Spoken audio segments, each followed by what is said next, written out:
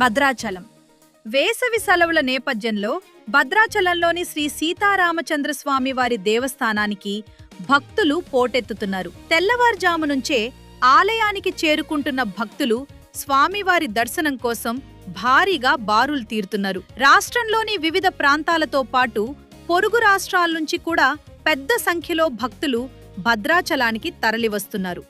దీంతో ఆలయ ప్రాంగణం భక్తజన సందోహంతో కళకళలాడుతోంది. భక్తుల రద్దీని దృష్టిలో ఉంచుకుని దేవస్థాన అధికారులు ప్రత్యేక ఏర్పాట్లు చేపట్టారు. దర్శనం, ప్రసాదాల పంపిణీ, తాగునీరు తదితర సౌకర్యాలను అందుబాటులో ఉంచి భక్తులకు ఎలాంటి ఇబ్బందులు తలెత్తకుండా చర్యలు తీసుకుంటున్నారు. శ్రీ సీతారాముల వారి దర్శనంతో భక్తులు ఆనందం వ్యక్తం చేస్తూ ఆధ్యాత్మిక అనుభూతిని పొందుతున్నారు. వేసవి సెలవులు కొనసాగుతున్న నేపథ్యంలో రానున్న రోజుల్లో భక్తుల రద్దీ మరింత పెరిగే అవకాశం కనిపిస్తోంది.